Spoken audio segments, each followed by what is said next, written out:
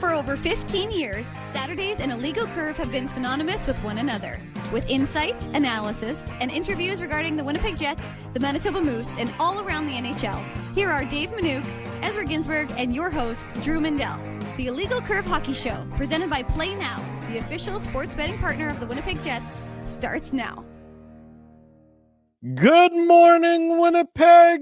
Good morning, Manitoba. For all those joining us live on our YouTube channel and all of our social media platforms, I say good morning, universe, and welcome to the Illegal Curve Hockey Show. Saturday morning, training camp and the preseason are complete. All eyes on Wednesday. The Jets and the Oilers, the regular season is mere days away. With Dave Manouk, with Ezra Ginsburg, I'm your host, Drew Mindell, here for the next couple of hours, courtesy of our friends at Play Now, Manitoba's local legal and secure gambling site, here to talk about the Winnipeg Jets for the next couple hours, preview the upcoming season, delve deep into the Jets, delve deep into the Central Division, delve deep into the Western Conference, top to bottom coverage of your Winnipeg Jets for this Saturday morning. Gentlemen, good to see you both. How are things? Things are, how could they not be great, boys? It's a happy new year if you're of the Jewish faith. So yes. Shana Tova to all of our Jewish friends and family. We got the leaves falling. The air is getting colder. It's definitely getting colder at night. I've definitely noticed that over the last 3 or 4 days, but I mean, we got the NHL regular season already underway. My Devils picked up a big 4-1 win. I think we have to start off. I was going to say, Drew, we have to start off with maybe the biggest story in the NHL. Obviously, I'm not being serious here, but Johnny Kovacevic, 1 goal and 1 assist in the Devils' 4-1 win over Buffalo in Prague. You love to see it. Dave covered him for many years with the Manitoba Moose. He never got his chance with the Jets, but it's nice to see him thriving with the Devils. So, yeah, things are good, guys. I mean, it's a great time of the year. You got MLB playoffs. You got NFL football. I mean, there's so many reasons. Won again, like they always do. Won 8 in a row. So, I mean, things are good. Things are good. Happy New Year to you as well, Mr. Manouk, on this Saturday morning. You know, as he's bringing the excitement, and I have to say I agree with it. It's, you know, you get to the point where training camp really becomes a grind, and I think everyone was feeling that it was just going on too long. The number of injuries that were suffered just this week alone, it seemed like every game had a marquee player, or, you know, being banged up, or at least a little bit. Fans were holding their breath. So nice to be done with that, and nice to get onto some meaningful games, and games that actually are going to matter in the win-loss column. Yeah, there's no question about that, Drew. You're waiting for this to kind of the grind of it. And remember, the Jets only played 6 exhibition games that we had to pretend to get excited about, right? Whereas, you know, other teams played at least 8. And one of the things I heard from the NHL this week was that, they're thinking about cutting it down. I'm like, that's wonderful. But then they thought, well, you know, we'll extend the regular season. It's like 84 game regular. They're saying 4 preseason games and an 84 game regular season, because you need to go that regular season needs to go all the way through the end of April. Well, that's the crazy part. It's like, no, what you need to do is start the season earlier and end the season earlier, so people aren't, you know, still pretending to care about hockey in June when they really have already transferred their brains to other things. So look, it's been a lot of interesting things that have been happening. And of course, we've been documenting on illegalcurve.com and on our YouTube channel. So be sure you're subscribing, because that's basically your number one source, and the quickest source, might I add, to getting Jets news. I think I've listened to Scott Arniel speak about 385 times now over the last 2 weeks. But no, I mean, Dave, you've been doing it. You know, kudos to you. You've been killing it, basically posting every single Jets or Moose related video on our YouTube channel.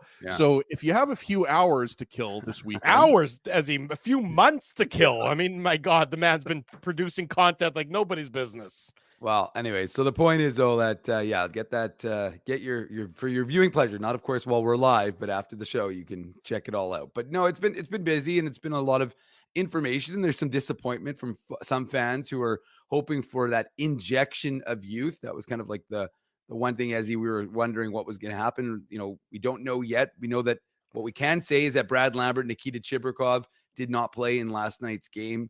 I thought it was interesting that Eric Comrie backed up Connor Hellebuyck both the final 2 preseason games. I don't know if that's a tell or not. We can ask Mike McIntyre. He has some thoughts on that, I know. So that's one of the things I thought was interesting. But yeah, no Lambert, no Chibrikov. Doesn't necessarily we should mention Comrie only started the 1 game. Right. Did Kahkonen get 1 or 2? Kahkonen got 2.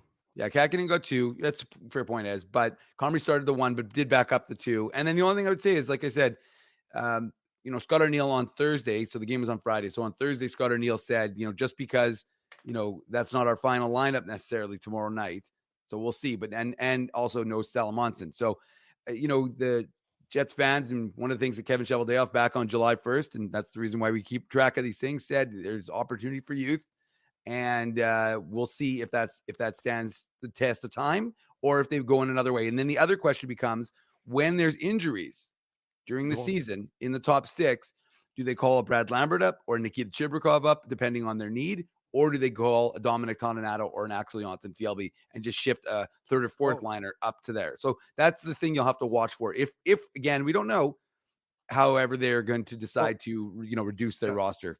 Sorry, I just want to mention this. Sorry, Drew. I know you want to get into, because we're going to do a comprehensive preview of the season here, but maybe the biggest news of the week in Jetsland, I was talking to Dave about this about 10 minutes before we went live here.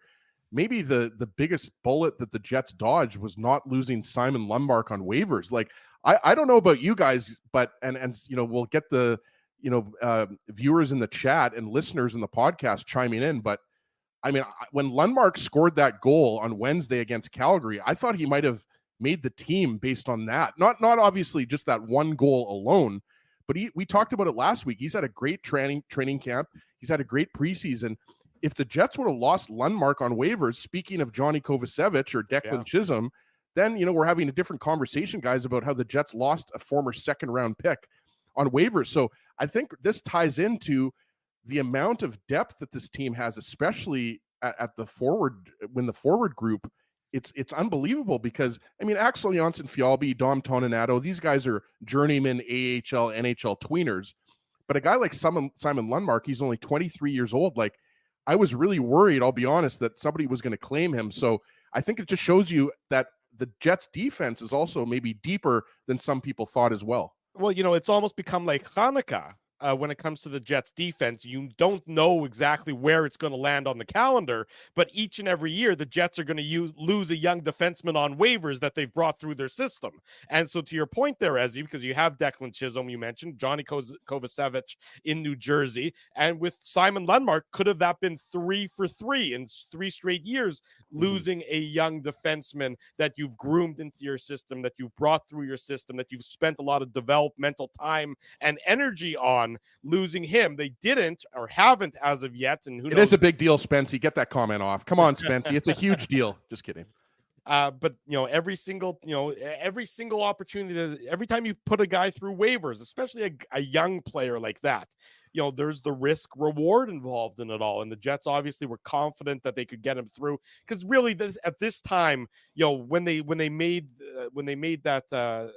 sent those guys or tried to send those guys through waivers to the Moose, so many players are moving through the rosters that it's not usually a huge opportunity for teams. Teams don't usually pick guys off waivers at that point. No. They wait till the final cuts to snag a guy or take a flyer on a guy. So, I think there was a little bit of strategery involved when the Jets made those moves to get Lundmark down to the AHL level. And he certainly proved himself, or he certainly had a more noticeable training camp than I would think anybody really expected going into it. But that's where I want to start. The training camp has concluded. It's been this last, 3 weeks or almost a month when you consider the captain's skates before that. What have we learned in this training camp, Dave? What is your main takeaway, if there is one in particular, about this Winnipeg Jets team for the 24-25 season that we've learned in the course of this training camp? Well, I think the only thing you can say is if it ain't broke, don't fix it, because that seems to be the 110 points last season, and I guess they're hoping for the same sort of regular season success. I think that Scott Arniel and his coaching staff want to see what a healthy Gabriel Vilardi can do with a healthy Kyle Connor and Mark Scheifele. I think he likes Vlad Nemesnikov between Nikolai Ehlers and Cole Perfetti. We were thinking maybe that there'd be a modification, something that we have talked about on this show for years now, guys, that they may go to try and have a scoring third line and then have your shutdown line be the Lowry line. That part, I think, is still kind of, the jury is still out on that as to whether they're willing to try that sort of thought process. I mean, we've seen it a little bit in exhibition games, and Scott Arniel has kind of joked about it. And now in that instance, do you get like a Brad Lambert, Nikita Chibrikov playing on a line with, a type, whomever, Morgan Barron, for example, who maybe is a little more established and can give them, but they can all kind of grind and score, and we'll see. Anyways, my point is, would they move to that sort of model, Leslie, or will they stick with what they've kind of had for the last few years? So to me right now, it seems likely that the Jets will. The other thing I should probably mention, boys, is I really think they want to see what they've got in Rasmus Kupari. It just seems to be like they're trying to make fetch a thing. And so to me, it's like, can they make Rasmus Kupari either the fourth line center or, something? And I think they're trying to figure out, if they give him that sort of kind of runway, what he can do for them at the NHL level. So that to me seems to be the overall takeaway if we're just looking at it as he would say, from the macro point of view. But I think that right now they think that they really want to give these guys an opportunity to play together. And we know, look, they had success, right, as with Ehlers and Perfetti and Nemesnikov. So we'll see if that's their inclination. But that seems to be the way it's going right now. And that would be my kind of takeaway, is that right now they're trying to stick with kind of what they were successful with last year, with, of course, some modifications. The power play looked better. The penalty kill looks better. So that would be, of course, the areas of change. But I think from a 5-on-5 perspective, it seems fairly similar. Well, Ezzy, let me ask you this. So, Kevin Cheveldayoff spoke about the opportunity for young players this offseason, and that's sort of been a theme. But yet it's looking more and more likely that the 12 forwards that are going to start the season for the Winnipeg Jets, and just focusing on the forwards for right now in this conversation, are veteran guys who've been with the Jets for the last couple of years. There's no real influx of that new blood. Not to say that it won't happen and it won't come, but right now, if you were a betting man, with Play Now, of course, you would say that the forward group for the Winnipeg Jets is going to be very similar to how it was at the start of last year. So how does that square with the comments from Kevin Cheveldayoff? Yeah, no, it's a really good question, Drew. And I think, Dave's talking about, he's romanticizing a Brad Lambert and Nikita Chibrikov third line. I think what we've seen in this training camp is that's a year away, I think. Right. We know that Lambert and Chibrikov, look, guys, it ultimately comes down to the amount of forwards that the Jets have that are on one-way contracts, right? It's just they're NHL contracts, one-way contracts, whatever you want to call it. Like a guy like Alex Iafallo, I mean, like, he's in your top 13 forwards. A guy like Morgan Barron, we talked about it, like, he's locked in there. So really, when we were talking about this a couple weeks back at Hockey for All Center, it's like, if Brad Lambert is going to crack your top 13 forwards, somebody's got to come out. And Dave mentions a guy like Rasmus Kupari, who really was killed in the faceoff circle yesterday. I mean, the Jets were as a whole, but Kupari was like 26%. Lowry was 27%. Kupari, we should mention, picked up an assist, a nice little assist on Colin Miller's second goal against the Flames. But I still see Kupari as a 13th forward. You guys might disagree, but I think Kupari is going to play in the NHL this year, but I like David Gustafsson, and I think he's won that job as the fourth line center with Alex Iafallo and Morgan Barron. And I think that fourth line is really good. But I think right now, look, if you look at Brad Lambert's expected goals and everything like that in the preseason, he had a positive expected goals for. Like, Lambert scored some goals in the preseason. Like, I don't know if Lambert is making the 22-man roster. I would have no problem with that. But I really think it ultimately comes down to, you've obviously got your top line, Connor Scheifele, Velarde, and, we can get into that because obviously, we know that line is going to have a big offensive year. They just need to be better defensively. And it seems like we talk about that every year with Connor and Scheifele. Yeah, hopefully them on the PK helps a little bit. And obviously the PK went 5 for 5 yesterday, right, boys? But I mean, and then Nemesnikov, Perfetti, Ehlers is your second line. So going back to what Dave said, the third line of Nino Niederreiter, Adam Lowry, and Mason Appleton. Look, Nino Niederreiter has 3 goals in his last had 3 goals in his last 2 preseason games. Like, Niederreiter is on that third line. Lowry's on that third line.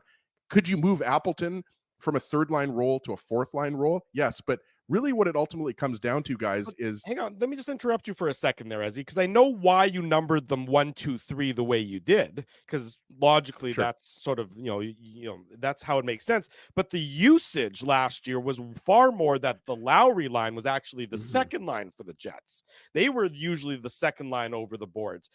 Maybe is that something to keep an eye on early in the year, that maybe instead of that line being second over the boards, maybe they are a third line in terms of time on ice usage, and that Ehlers, Perfetti, Nemesnikov, assuming that's the line, actually gets that bump up in ice time. Because really, I mean, Mason Appleton played more time 5-on-5, per game than Nikolai Ehlers did last year. That just can't happen. And it just can't. I mean, Ehlers is arguably your most skilled forward. I mean, it's Scheifele, Connor, Ehlers who we're talking about in the conversation. Maybe you throw Velarde, but I mean, Velarde's younger, but we know, we don't have to go over this. I mean, Ehlers 5-on-5, his expected goals and his impact, it's been well documented. Everybody knows the numbers are out there. We don't have to go over that. But I think that's where I start to have a little bit of concerns. Nemesnikov, I think, is a really talented forward who can play center or wing, but I think he's much better suited for a fourth line role. And that's why I was always a proponent of Lambert centering that second line, because of the more of an offensive punch and speed you get from that. But obviously, it's a tough position to put Lambert in. He's only 20 years old. We talked to Jake Stoller about this last week. Like, you got to remind yourself, Brad Lambert is not 25 years old. He's 20 years old. He was just drafted 2 years ago. So if he goes down to the Manitoba Moose and it's a Kyle Connor type of situation where he plays 5, 10 games, 15 games, whatever it is, and then gets called up, that could be a possibility. But I think that I'm not as worried about Ehlers and Perfetti, because I think, we'll get into Perfetti in a bit, but I think Perfetti is primed for a breakout season, whether that's 60 points, 65 points, whatever. And I think Ehlers is going to have but Nemesnikov, I think that's when I have concerns, because Nemesnikov, even though he's a very talented defensive forward and, he's able to cover the ice well and everything like that, I mean, there's a reason why the Jets went out and they acquired Sean Monahan before the trade deadline. It's because Nemesnikov, he's limited his ceiling. We know what his ceiling is. He's a 35 to 40 point guy, and I think you want more than that out of a second line center. Do those breakouts happen, though, Dave? The ones that Ezzy was just talking about from Perfetti and Ehlers, do those breakouts happen if they don't see a legitimate bump in their 5-on-5 ice time? No, I mean, that's the whole point. I think that you're absolutely right. The key to this team's success, for a number of reasons, is you need a top 9 who can score. And sure, you had success last year, and then you got trounced in the playoffs. So you can point to last year and say, well, look what we did, but then you can also say, but look what we did. And so you have to make some changes. You have to be able to figure out how you can make this team a better team. And for right now, the way they're doing it, you need to get Nikolai Ehlers to get on the ice more, right? And they're, look, he's going to get more ice time now. His ice time will be more significant because he's going to be on PP1, and it looks a lot more dynamic with him on there, especially in that bumper position, or I think they're calling it the pop position or whatever Scott Arniel said the other day. It's crazy to think, sorry, Dave, that Ehlers only had 1 power play goal all year last year. Well, it's wild. And I suspect, again, the Jets knew that they just can't have a repeat of last year because their power play and penalty kill were so ineffective. And as we talked about, bottom third of the league for the entirety of the season, especially at the start when they were like the 30th position or whatever it was, Drew. But look, this is a team that you need to become reliant on that second line. If right now, Vlad Nemesnikov, Nikolai Ehlers, and Cole Perfetti are going to be your second line, then you have to use them accordingly. Because the Adam Lowry line, while they did, put up some numbers, you can't use them in that capacity. They really are, they're your shutdown line. And that's what they should do, right? If you need them to shut the top line of the opposition, that's what they're on the ice for. And to me, you need that second line to get mid, and it's like a second line. You're right, Drew. For them, and we all knew it, everybody knows it in the chat, for when you look at the ice time, It was the second line was Adam Lowry's line. The third line was the Nemestikov / Monahan line. So that to me is one of those things that needs to change it, because again, at the end of the day in the playoffs, you need those guys to score. You need the second line to be a reliable second line. And so if you don't trust them enough in the regular season, how are you going to trust them more in the playoffs?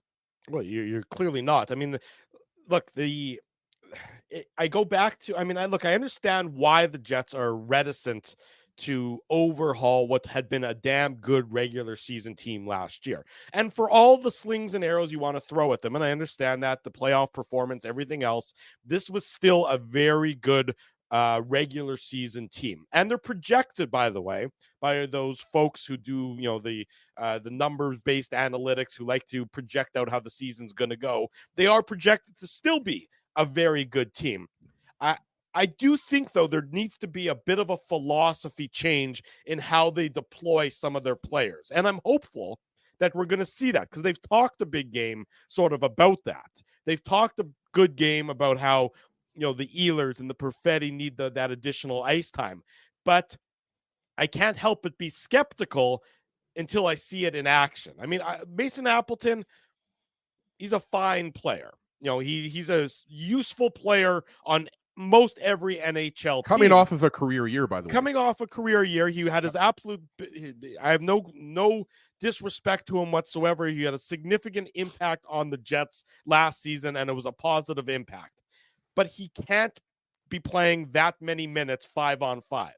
It's just not going to be, I think, a recipe for success this year. Even though it was last year, I think this year I don't expect that's going to continue. I think that's hindering the Winnipeg Jets' performance, because him on the ice for that long, and I'm not trying to single him out, but him and that, some of his line mates on the ice for that long at the detriment to other more talented players is going to be a negative impact on the Winnipeg Jets, as Absolutely. And I want to bring up this stat again, because we talked about this last week with Jacob Stoller, but Connor Scheifele and Vilardi together in 200 5-on-5 minutes earned only 38% of the expected goal share. So that's your top line of Connor Scheifele, Vilardi. So we're going to be talking about this all year long. The easy swap is Ehlers and Connor. And then you've got Connor, Nemesnikov, and Perfetti. And we know in limited minutes, Connor and Perfetti have been very good together, regardless of who's in the middle, whether it's Nemesnikov or it was Sean Monahan, I believe, guys.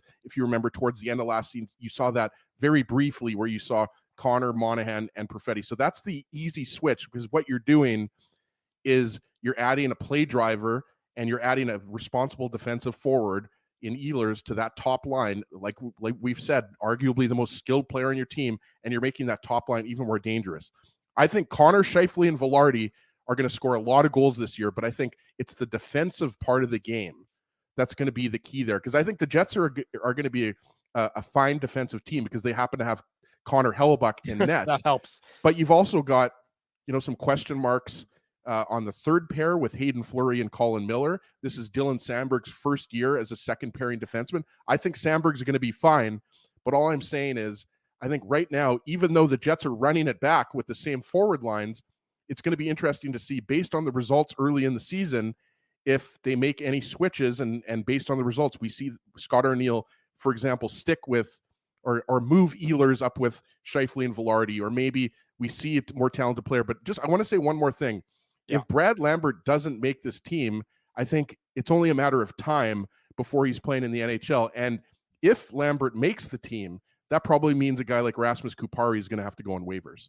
That is, and of course, injuries also have been a factor throughout training camp so far. And you'd never want to wish an injury, but you never know. Remember, that's what gave Kyle Connor his opportunity to move up from the AHL to the NHL level, is when Matthew Perreault suffered that injury all those many years ago. Time will tell. Wednesday night, that's the first game of the season. We're going to be at Boston Pizza on Taylor Avenue for a watch party on Wednesday night, and then a live on location broadcast of the Illegal Curve post-game show. But in conjunction with our friends at Play Now, we want you to go to the home opener on next Friday, the Jets and the Chicago Blackhawks. See if I can make this any bigger. I'm not sure if it's totally working or not, but Yeah. Anyways, you go to our Instagram page, you go to our Facebook page, you can't miss it. It's pinned right at the top. All you have to do is answer the following trivia question. True or false, Play Now is a local legal online gambling site. I think you know the answer. The answer is true. I'm going to give you the spoiler alert. And then you enter the contest. And you have until Monday at 9 a.m. to enter. We're going to draw some people. We're going to draw 4 tickets, 4 great seats, lower bowl seats for Friday's home opener for the Jets and the Chicago Blackhawks. So there you go. Courtesy of our friends at Play Now, we want to send you to the home opener next Friday, 6 days from now, the Jets and the Blackhawks. Go to our Instagram page at Illegal Curve. Go to our Facebook page at Illegal Curve. Look at the post. The details are straightforward. You'll be able to figure out how to do it. And maybe we're going to draw your name. And maybe you'll be off to the home opener next Friday between the Jets and the Chicago Blackhawks. And Drew, there's dinner with Illegal Curve prior to that, right? I'm not sure about that part. As if there is, then that's news to me. But, we want these people to enter the contest. We don't want to scare them away. They might not be interested in having dinner with us. That's the only difference on that front. Ooh, $10. Yeah, thank you. There you go, Stan. I appreciate that. Thank you. Yeah, that's all it takes. Again, if you give us money, we're going to put your comment on the board there. That's how this show works. He makes a valid point, which is, and let's just read it for the people on the podcast. It's hard to argue when there are only 3 teams with better records, though I guess there's no guarantee we'll be the same this year, though. And, again, I suspect that's what the Jets are suggesting, right? They're going to be able to, with largely the same lineup, be able to run things back and hope for our different success with, maybe look, they could be the top team if their PK and PP were better last year. That's what we talked about. I think it was last week or the week before, boys. So we will see how the Jets can run with this lineup. But so how do I get my $3.33 here, guys? I have to go buy milk from 7-Eleven and an apple. We know that buying milk at 7-Eleven has historically been a bit of an adventure there, Mr. Ginsburg. When we come back, Mike McIntyre of the Winnipeg Free Press joins us for more Jets talk. It's a Saturday morning. Don't go anywhere. Drew Mindell, Dave Minuk, Ezra Ginsburg. It's the Illegal Curve Hockey Show presented by our friends at Play Now, live on our YouTube channel. 25 minutes before the top of the hour. Welcome back to the Illegal Curve Hockey Show. Drew Mindell, Dave Minuk, Ezra Ginsburg with you on this Saturday morning. We're thrilled to welcome back to the program. Joining us from what I'm hoping is not a moving automobile, Mike McIntyre joining us. Mike, of course, with the Winnipeg Free Press. Mike, good morning. How are you? It is stationary, parked in the driveway. Don't worry about it, fellas. No laws being broken here. That's good. I'm doing well, thanks. It's windy out. It is. Yeah, hold on tight. Hold on to your hat. It's breezy. Bad day for those who wear toupees. Fortunately, I've still got the real deal, but hey, you don't need to rub it in. Mike, I don't know about your neck of the woods, but here in River Heights, there's tree branches everywhere. A big tree branch fell in my backyard, and Dave's house here, there's a big branch. The winds have been nuts for the last 4 or 5 days. Yeah, I know some Jets fans wish the winds of change would be blowing a little harder when it comes to the hockey team. See, I teed you up there, Mike. Well, you did indeed.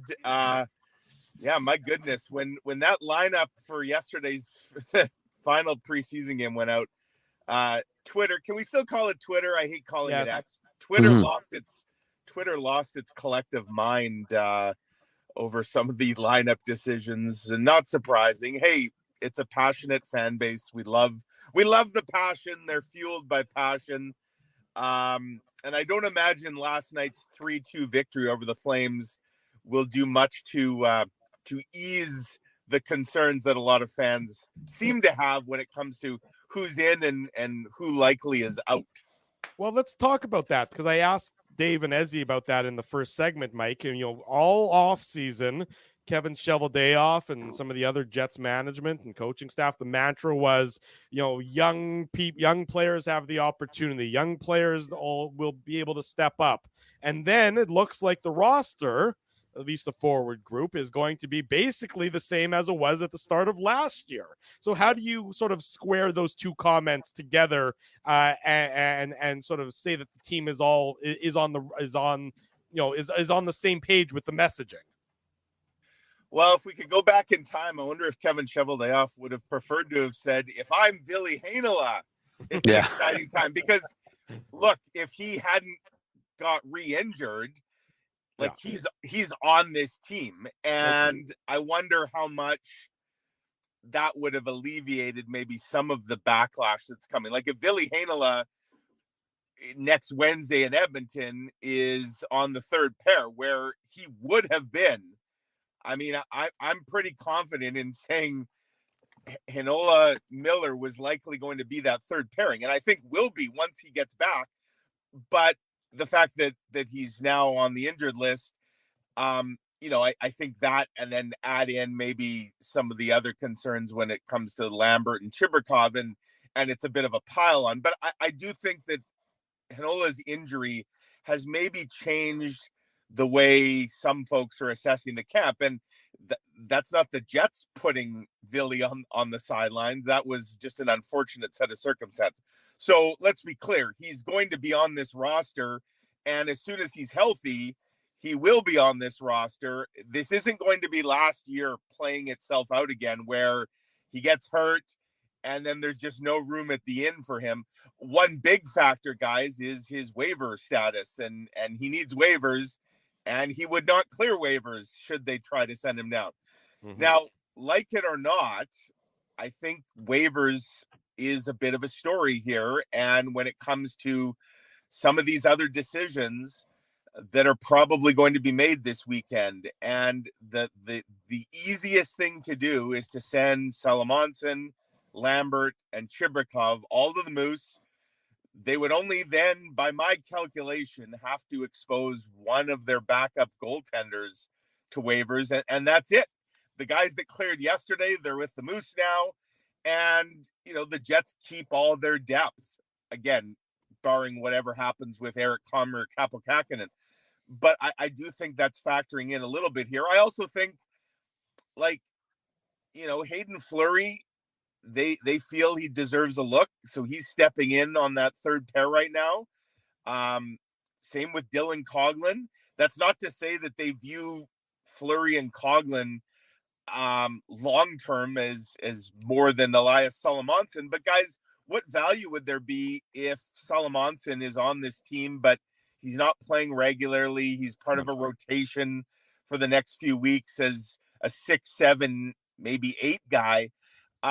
This is his first season in North America. They probably want him to go down and get some heavy minutes with the Moose. So I'm not saying he's for sure going down. It's certainly by the fact he didn't play last night. And I think we can read the tea leaves, who was in, who was out.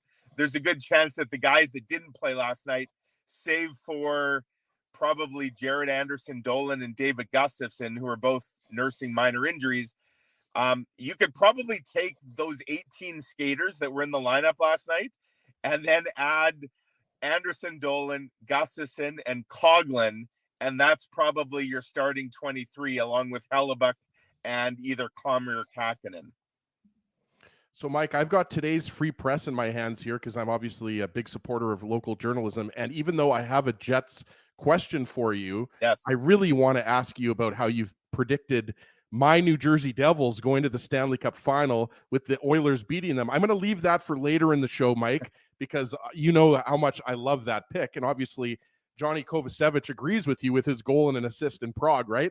But no, I wanted to ask you, you touched on Elias Salamonson, you touched on Brad Lambert. Obviously, there's a good chance that those guys are going to go down to the American Hockey League. I think you'd agree Nikita Chibrikov is probably the least uncertain, even though I think you'd agree Chibrikov has been really impressive in training camp and preseason. It seems like he was a bigger long shot to make the Jets top 13 or top 14 than Brad Lambert. But in your opinion, like how if Lambert does go down to the Moose, is it just a question of when there's an injury and he's going to be called up? Like, because to me, it seems like he did everything to make this team. Like, he was really good in the exhibition games. He's been really impressive in training camp. Everybody's raving about his speed and skill. Like, is it just a question of the Jets have so many NHL players on NHL contracts that it's just going to be tough for Lambert to crack this roster?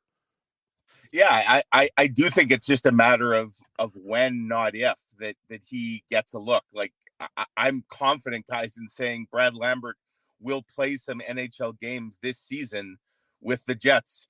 It's probably not going to be game one in Edmonton, but it's a marathon, not a sprint, right? And whether it's injuries or performance related, like I'll say this. I mean, I think there's a potential spot on the second line for him should Vlad Nemestikov either struggle a little bit in that second line center role, and he had a nightmare of a night. Actually, everybody did last night in the faceoff circle. The Jets were abysmal. I'm not saying Brad Lambert would be any better, but he probably couldn't have been any worse last night when it comes to faceoff. But there's a lot more to the job than just winning faceoffs, of course. I actually thought the Nemestikov, Ehlers, Perfetti line looked quite a bit better last night. I thought they really struggled on Wednesday in the home game against Calgary.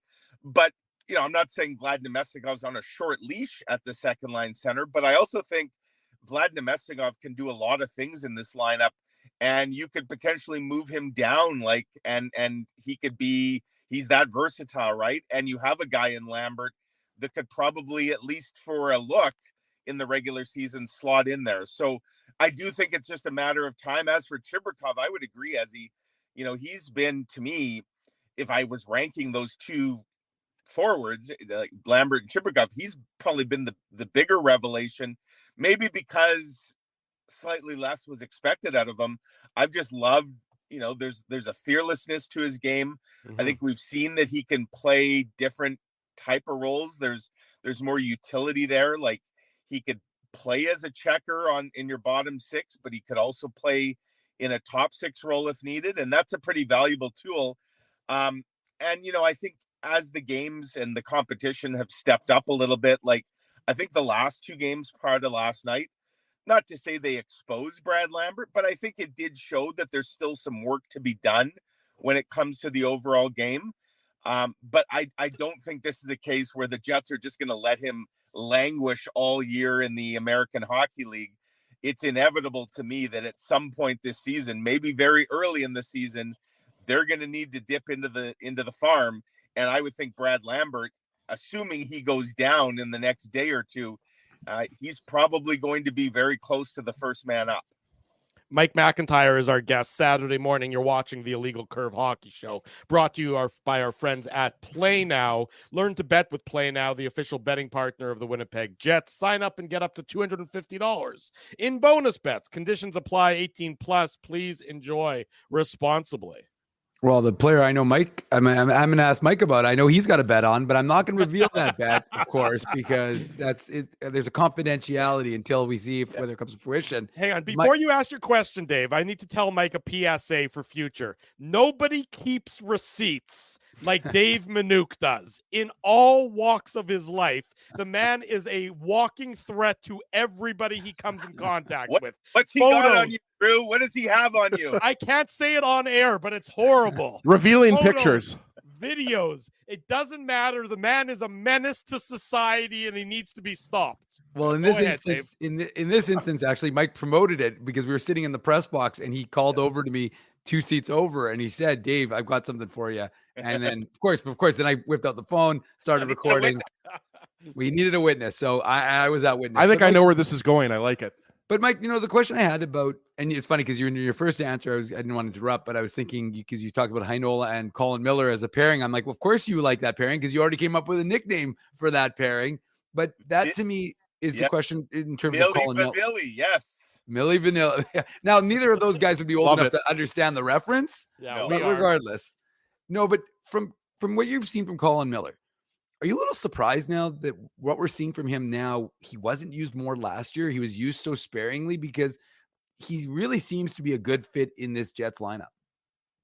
Yeah, he sure does. And yes, I am surprised. I mean, Rick Bowness probably was a bit stubborn when it came to maybe not including him more often. And I think, what did Miller appear in 5 total games, like from the trade deadline on last year?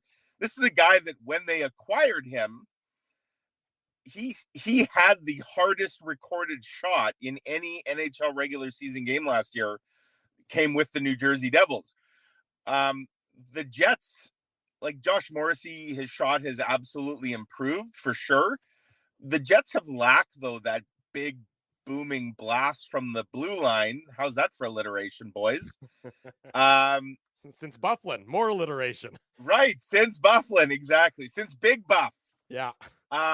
And, you know, I'm not saying Colin Miller is the reincarnation of Dustin Byfuglien, obviously not, but he does have that weapon in his arsenal, and we've now seen it on display. I mean, not just the 3 goals he scored in the preseason. There's been a lot of other like big blasts as well, and it's something that opponents have to be aware of. They have to respect. And whether it means, you know, a defender has to slide a little higher to the point to cover and it opens something up down low. Like, I just think there's a lot of things that can be done with it. Colin Miller, who had Colin Miller leading the Jets in preseason scoring with 3 goals and 2 assists, 5 points? I don't think anyone had that on the bingo card, but there you are. And yeah, I mean, this is a guy who didn't get the opportunity last year after coming over. To his credit and the organization's credit, guys, and I'd love to know what the discussions were like when they signed him in free agency. You would think that would have been a tough sell, right? The team that traded for you but really didn't use you, saying, hey, want to come back to us? Like, want more of that? But I do believe that Scott Arniel conveyed to Colin Miller that there would be an opportunity kind of under his watch that wasn't afforded him under Rick Bowness. And I do wonder, guys, I mean, Scott Arniel was in charge of the defenseman last year. Like, I wonder if Arniel was almost overruled. Like, if he wanted to see Miller more last season and just, you know, the buck stopped with Bowness, more alliteration. And he, you know, he had his lineup and wanted to do what he did. But yeah, I mean, let's go back to game 5 of the playoffs last year when Colin Miller finally got in. He might have been the best player on the ice that night. And, you know, I think part of that game might have actually propelled everyone to say, hey, maybe we need to see more of this. So, yeah, I mean, it's been, you know, you look at the right side for sure. And basically he's replacing Nate Schmidt. And I dare say it's off to a really good start. And it'll be exciting to see what he can do, you know, when the games start to count. But certainly that shot, you know, he skates well enough. He's mobile enough. He's not the fastest guy, of course, not the most physical, but I think he does everything good enough. But the shot is obviously the big takeaway, and it gives the Jets kind of something they haven't had in a number of years. And that's a good thing. Mike McIntyre, our guest on the Illegal Curve Hockey Show. Mike, you, in your predictions in the Winnipeg Free Press, as you mentioned that you have the Devils going to the Cup final, and you have the Jets still making the playoffs, but as a wild card team. And I totally understand where you're coming from that. It seems like Dallas and Colorado and Nashville, with the additions they made this offseason, seem to be, on paper, I would agree, you know, a step ahead of the Winnipeg Jets. What needs to happen for the Jets to sort of make up that gap between where you predict that they're going to finish in the wild card spot and maybe the top 3 teams in that central division?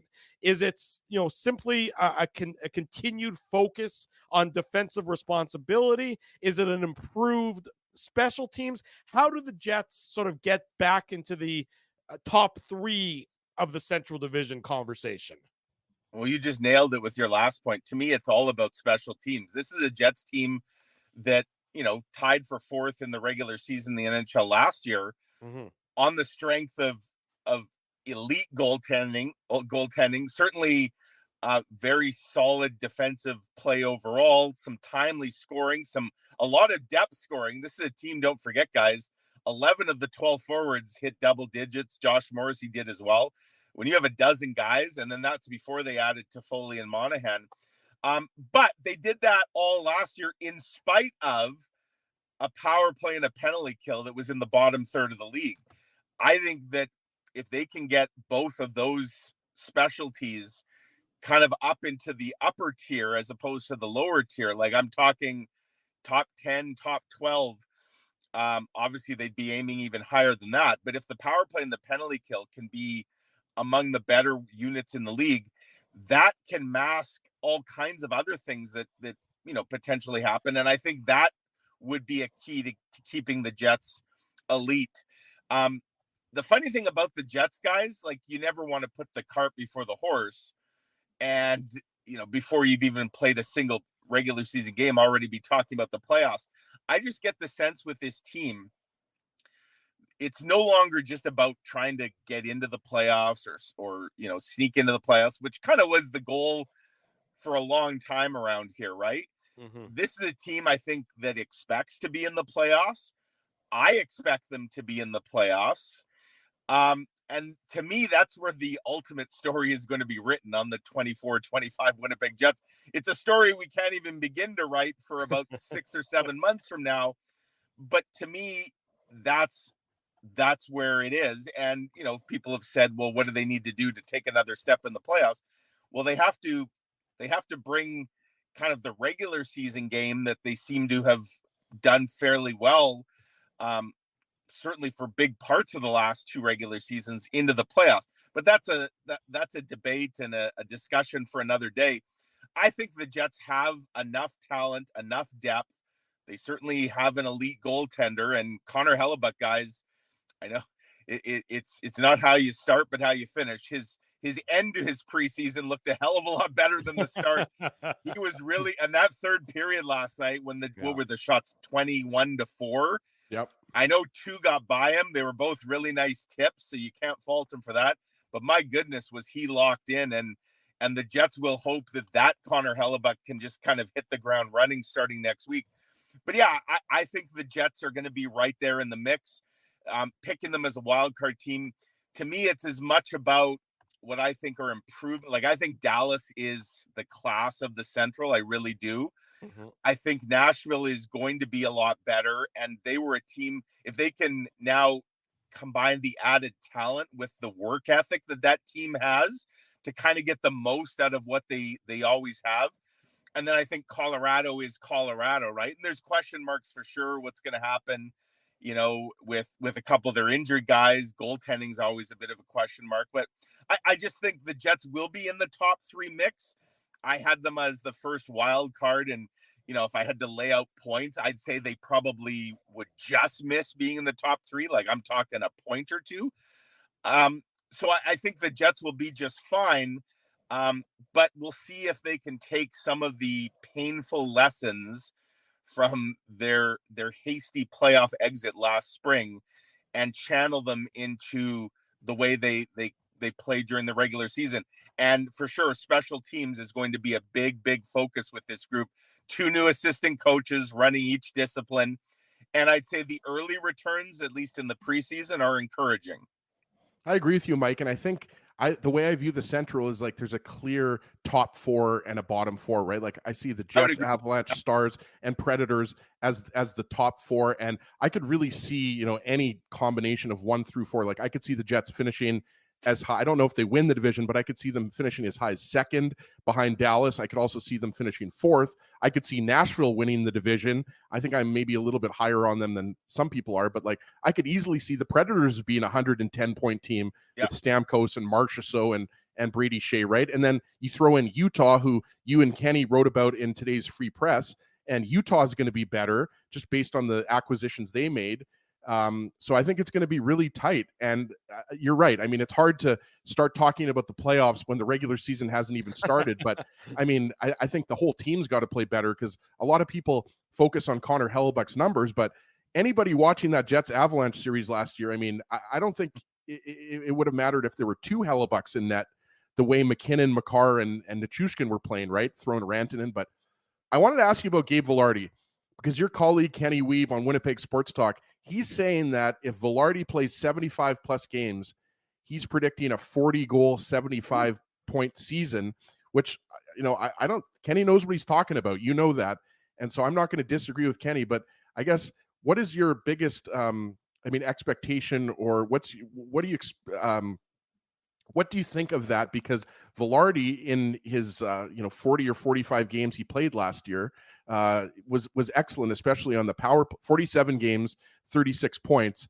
But Vilardi seems to be not only a big key of that top line. We know we're going to get out of Scheifele and Connor, but also that power play, because the power play really sagged when Vilardi was out of the lineup. Yeah, and when he kind of got back and kind of hit his stride later in the second half, the power play looked entirely different. It really did, and it kind of ran through him. Right now, we're seeing a bit of a different look this season where it's not just running through Gabe Vilardi. Basically, all 5 guys on the ice are capable of kind of almost quarterbacking it, depending on what's available to them. But I mean, Gabe Vilardi at one point last year was kind of scoring at a 40-goal clip, should he have been healthy and in the lineup. And, given that he's still a relatively young player, there's a lot of upside there. No doubt there's plenty of motivation.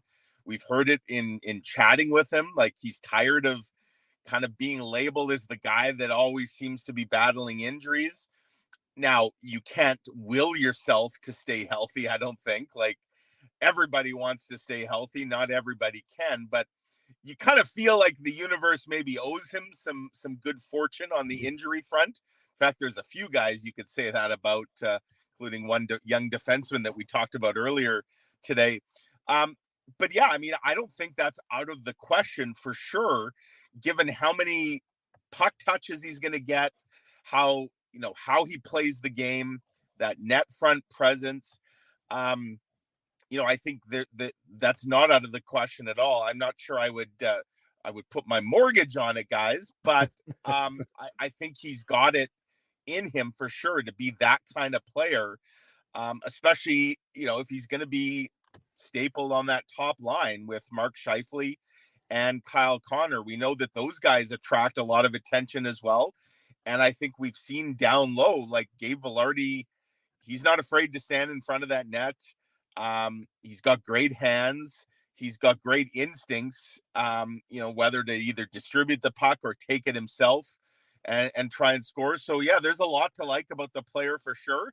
And, I think the Jets would love to see that happen. It would cost them dearly when it comes time to his next contract, but I suspect that's a price Kevin Cheveldayoff and company would be very willing to pay, given the trade tree, if you will, as we go all the way back to Patty Line. Like, they'd love to see Gabe Vilardi absolutely hit and obviously sign long term, and we can kind of let that trade tree kind of just settle for a while. And Mike, it's not the sexiest of topics, but backup goaltender, where do you see that playing out? Eric Comrie got the last couple of backup roles as for the last 2 preseason games. How do you see that situation playing out? This is one of those guys where it's not really fair to either guy in the battle, like to really judge the preseason work, because what did they get? Like, Kakkonen, what did he play? Comrie only got one start. Right, and Kakkonen got 2. Right. I think that right there tells you everything you need to know. And Kakkonen's last start was pretty good. To me, I mean, I think there's been evaluation obviously going on in practice. And Wade Flaherty, I mean, Scott Arniel is quick to almost distance himself from that. Like, hey, that's not my, and I think that's true. I think he has very little say. Like, Wade Flaherty will probably be telling him who the backup is. The backup goaltender in Winnipeg, guys, is a little like, and I don't know if anyone out there remembers the Maytag repairman. Yeah. Those old commercials. Like, that's what that is. You just sit for long periods of time, and there's not a lot to do, right? Because the product runs so well, and the product in this case is Connor Hellebuyck. I think it's Kaapo Kähkönen all the way. I'll be stunned if it's not Eric Comrie on waivers. I think they're intrigued. They know what they have in Comrie for sure. They also know Eric Comrie is just the ultimate teammate. You guys all know it. Dave, you've talked to him more than anybody. Like, he's just the ultimate team guy. I'm sure there would be disappointment, but he would never, ever let that. And I'm not saying Kaapo Kähkönen would, but I just think Eric Comrie, he'll just, whatever the decision is, if he ends up with the Moose, if he gets through waivers, like he'll go down. He'll be the ultimate pro. He'll be a fantastic mentor to Thomas Milic. He'll be the perfect teammate. And you know that when he gets in games, you've got a terrific AHL level goaltender. And I think they're intrigued by what Kähkönen is maybe capable of. This is a guy that, Dave, correct me if I'm wrong, Kähkönen didn't he win like the AHL rookie goalie of the year? Yeah. The Wild, I think. Iowa? Yeah. Iowa. Yeah. Yeah. And he's been on a couple, like he was on San Jose. Like you can disregard his numbers last year. He was on the worst team in the league last year. But we know the couple times we've seen Kähkönen play against the Jets, like he looks like the second coming of Ken Dryden or whatever. Like he can lights out. But again, it's going to be a role where he's not going to play a lot. And you look at the Jets schedule kind of early here. Like I don't even know when the backup gets his first game. Yeah, go back to backs for a while. Right. So to me, it's Kähkönen. And it's not based on anything Comrie or Kähkönen did or didn't do in the limited preseason action. I just think this is one of those guys where it was probably the decision was kind of made even before camp really started, and it's played out the way I think everyone expected it would. If it's Kähkönen, and I expect it would be, you wonder maybe he gets, just so he doesn't sit for a month straight, you wonder if he gets that San Jose at Winnipeg game. That's the game I was going to mention. On Friday, October the 18th, a revenge Kähkönen game. revenge game. Yeah. Kähkönen's revenge. That sounds like something you pick up while on a on a trip or something. Next to Montezuma's revenge, I right, think, exactly. when you go down south. Drew got Kähkönen's revenge in Europe once. That could absolutely be a spot, because guys, correct me if I'm wrong, they play the 18th against San Jose, and then isn't the next game on the Sunday? It's an afternoon game, right? Against Pittsburgh. That's right. That's the Brian Little one-day contract game. So yeah, I mean that would make sense, because although the only thing is that Friday game is after a long layoff, right? It would be a week between games for Hellebuyck. The game before the Friday game is Sunday, October 13th. So he'd go the 13th through the 20th without getting any game action. Well, and Mike, that Pittsburgh game is another revenge game. We got Rutger coming to town. Rutger scored his first goal last night in the preseason, and had a couple helpers too. I see. It's on a interesting line, guys, with Jesse Puljujarvi, who's had a terrific preseason, and Lars Eller. There was some talk that Rutger wasn't necessarily going to stick out of camp, that he might have to go down to the A, but I think seems like he's maybe played himself back into the conversation. But sorry, Mike, can you imagine after all of that, if he goes down and plays with Wilkes-Barre? It would be a pretty incredible development for sure. Penguins have a lot of they still have a lot of decisions to make. They've got a lot of players still in their camp, so it'll be interesting to see in the next day or two what happens there. But yeah, I mean, I just think the backup goalie, like, they don't need, whether it's Kähkönen or Comrie. Mm-hmm. I think it's almost unfair to expect you're going to get Laurent Brossoit type numbers.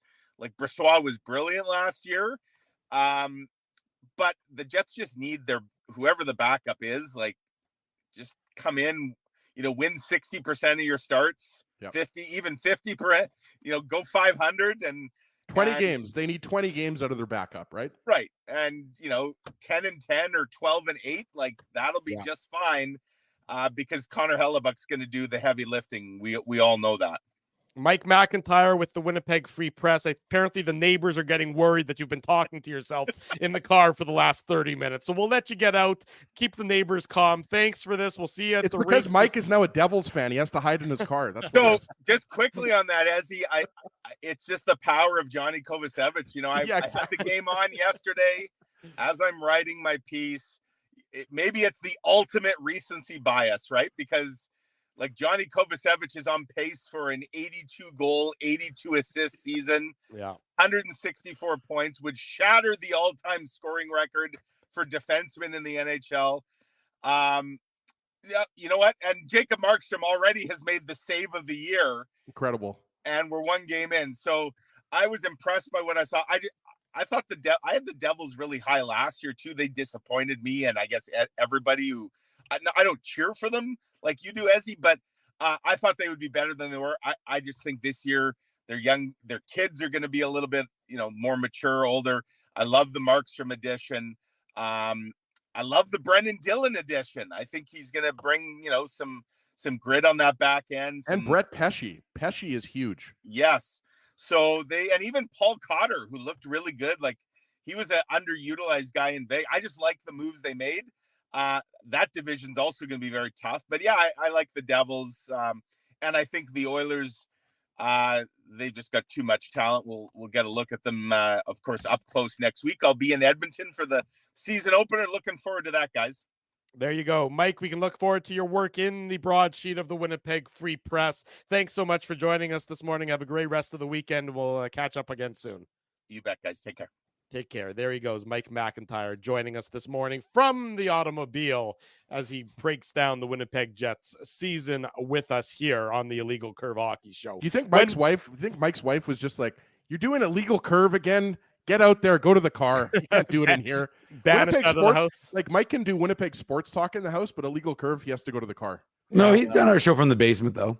That's true. It's amazing where people are willing to join us from is where it really breaks down. Well, when Marty Biron once pulled over in somewhere in upstate New York and stole Wi-Fi because he didn't have any Wi-Fi, so he had to go to like some random person's house to get Wi-Fi. So that's what people do to get good Wi-Fi and appear on the Illegal Curve Hockey Show. And when we come back on the Illegal Curve Hockey Show, X factors, determining factors, players, or just general improvement, what's going to be the key for the Winnipeg Jets this upcoming season. Much more to come. Hour number 2 has already started, but we'll start it officially on the other side of the break. Drew Mandel, Dave Minuk, Ezra Ginsburg. It's the Illegal Curve Hockey Show live on this Saturday morning. We want to thank you for not betting with Play Now and choosing our illegal gambling site instead. Because we couldn't afford things like this without your money. So much of your money. Now you might have questions like, do our profits benefit your community? No. Or bet with Play Now, Manitoba's local legal and secure gambling site. Dining, entertainment, parking, and convenience, all in one spot. City Place is located in the heart of downtown Winnipeg, attached to the Canada Life Center.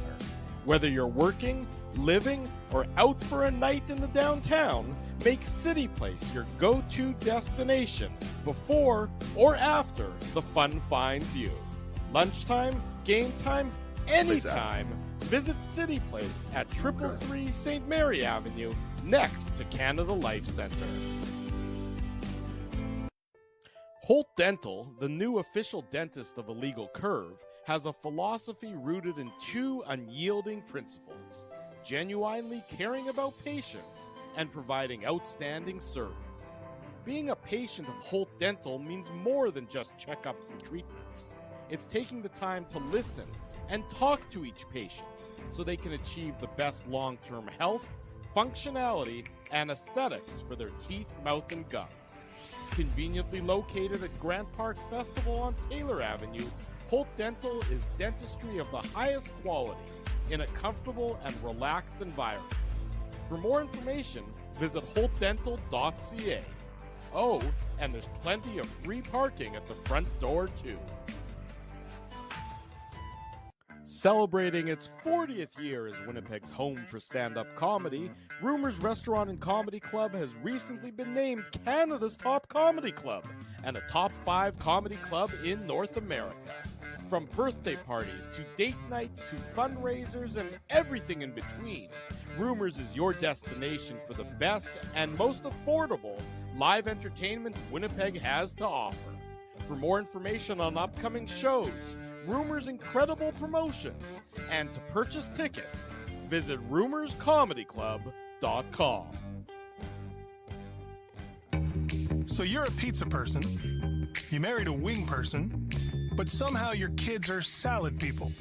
You can't pick your fam, but you can pick your BP meal deal, starting from $18.99 for takeout or delivery at bostonpizza.com.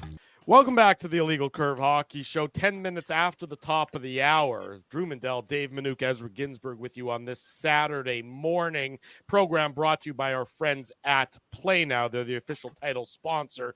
Don't bet on illegal sites. Bet with Play Now instead. Manitoba's local, legal, and secure gambling site. 18 plus. Enjoy responsibly. Remember, head to our Instagram page and our Facebook page. We're giving away, in conjunction with our friends at Play Now, 4 tickets to the home opener this coming Friday, the Jets and the Blackhawks. Head to our social media, Instagram, Facebook pages. The instructions on how to enter for that contest are, of course, right there and readily available. We already had over 65 people enter. So there you go. In an hour, in 70 minutes, we've had 65 people enter. What was that noise? Little cough. I didn't get it. Sounded like a little bit of a bark, Dave. I got a little cough right now, unfortunately. Yeah, you sound a little hoarse there. Somebody at the start of the show, people were comparing you to Selma Bouvier, Marge's sister from the Simpsons. But yeah, you've been working hard. So I mean, you sort of need these next sort of 3-4 days to get rid of that little bit of the bugaboo. Drew, get Dave a fisherman's friend or something. I was gonna say, get him a lozenge, the poor guy, something like that. Again, reminder: Wednesday we're going to be at Boston Pizza on Taylor Avenue, 9 o'clock, Illegal Curve watch party, and then post-game show after the Jets and the Oilers. So put that in your calendars. Diarize that, if you will. I already ordered you a spaghetti and meatballs, Drew. Thank you. I appreciate that. They do have a good quality spaghetti and meatballs there, and I'll be glad to do some damage with that. And again, also big congratulations to our friends at Rumors Restaurant and Comedy Club, longtime sponsor of this program, celebrating their 40-year anniversary this weekend with their gala shows. There were 2 shows last night, 2 shows tonight. Very few tickets left for 9:45, 7:15. I believe completely sold out. Get them at rumorscomedyclub.com. Great to see all the comedians have been coming through and celebrating Rumors for the past 40 years. Is our main man Kevin Bozeman performing this weekend? Kevin is there. I was with Kevin last night, and he asked about you, as he said, when are we going bowling next? Because that's true. We did go bowling. I didn't end up going bowling. I think I was sick, or I couldn't come for some reason. But Twinkle Toes Ginsburg did not make an appearance. Yeah, I didn't want to embarrass anybody with how well I can bowl. I'm like John Goodman in Big Lebowski. But no, we took our big thing was we had Kevin Bozeman, I think, in studio at least twice, if not 3 times. Yeah. And then that was when Rumors had the comedian staying on Grant. So he was staying on Grant. So before we dropped him off, he wanted to go to McDonald's. So Dave M, Kevin Bozeman, and I went to McDonald's and picked up a little Happy Meal or whatever we got. I think he might have gone with a double quarter pounder with cheese, now that I remember it. But he's hilarious. So yeah, definitely go check him out if you have a chance tonight. Yeah, Kevin Bozeman, Mark Forward from Letterkenny, Dave Hempstead, Rob Pugh, and who am I missing? Kelly Taylor from the Pride of Prince Albert, Saskatchewan. All 5 are performing at Rumors this weekend. Gentlemen, just a quick programming note. So next week, the show is Sunday, not Saturday. So Sunday morning, 9 a.m. is the Illegal Curve Hockey Show. Saturday is Yom Kippur, the Jewish Day of Atonement. Usually it takes more than 1 day for everything that we've done wrong, but we're going to try and boil it down to that 1 day next Saturday. So no show next Saturday, but Sunday morning, 9 a.m., a special Sunday edition of the Illegal Curve Hockey Show. So you can stay tuned for that. Put it in your calendar. Next Sunday is when we're going to be on for the program next week. And we're also going to do our so popular over-unders for the 24-25 season on next Sunday's show. So you can mark that all down so you can get ready for that next Sunday starting at 9 a.m. The question I have for you guys right now is, if you had to pick a player or an area for the Winnipeg Jets that you think is the determining factor for success, and don't say Connor Hellebuck because that's an obvious answer. Something a little bit more. Connor Hellebuck. Thank you. So I'm now ignoring you for the rest of the segment. I'm going to ask Dave. No. I got something. If you want to go to me first, okay, go for it. There you go. I mean, you interrupted me already. If we're talking about if we're talking about one player or a few players, obviously, I'm not sure why we went to this view now. It kind of threw me off a little bit, Dave, but Yeah, what's going on here? Drew's having fun. Oh, that was Drew. I thought that was you. Yeah. No, my answer. That's what Kenny and Rennie roll. They do the vertical. I like this better. Look, I mean, it's hard to pick 1, 2, or 3 players, but we've already talked about some very key positions. Like for me, second line center is an area where I look at and I say, Perfetti, Nemesnikov, and Ehlers, those 3 players together have had good results. So I'm not worried. I don't think those players are going to play poorly together. But I think as the season progresses, as it goes along, are you going to get the requisite amount of offense from that line? Because let's be honest, guys, Nemesnikov is limited offensively. And I go back to the Sean Monahan acquisition, right? That's why the Jets went out there and they bolstered their center depth by getting Monahan, and that moved Nemesnikov down to a bottom pairing role. So that line to me is going to be a key to the Jets' success, because I think Connor Scheifele, Vilardi, those guys, I mean, all 3 of those guys have 70-plus point potential. Like Scheifele's going to be a point per game player. Kyle Connor, if he stays healthy, he has a good chance at hitting 50 goals. I think he'll hit 40 goals easily if he remains healthy for the majority of the season. Ehlers, that's the switch that I'm looking for to see when does Scott Arniel, if Connor Scheifele, Vilardi aren't giving the results, and I'm not just talking about offensively, I'm talking about defensively. We went over the 38% expected goals rate for the Connor Scheifele, Vilardi line when they were together for 200 minutes of 5-on-5 play. I'm looking to see that. And also, if you're talking about a player on the back end that I think I'm, let's say, looking at as a key, key is the wrong word, because obviously Josh Morrissey and Dylan DeMello, they're your top pair, but we've seen them for so many years together that you know where you're going to get out of them. So I think you guys know where I'm going with this. I mean, even though the third pair is going to be important and looks like it's going to be Colin Miller and Hayden Fleury to start the season, but Dylan Sandberg and Neil Pionk, how do those guys mesh together in a short sample size? They were pretty good together, but how good are those guys going to be throughout the course of the season, especially when you're going up against elite competition? It's not so much, against Chicago or San Jose that I'm concerned about, but when you're going up against deep teams like Edmonton or Florida or Dallas or the Rangers or teams like that, how are those guys going to be? And I think they're going to be fine, but I'm looking at this like throughout the season.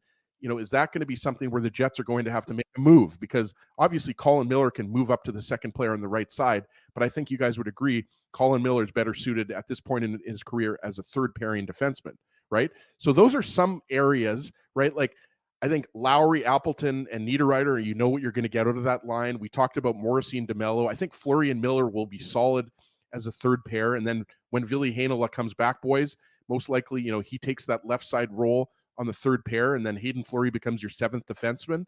But I think, overall, I think this team is a playoff team all day long.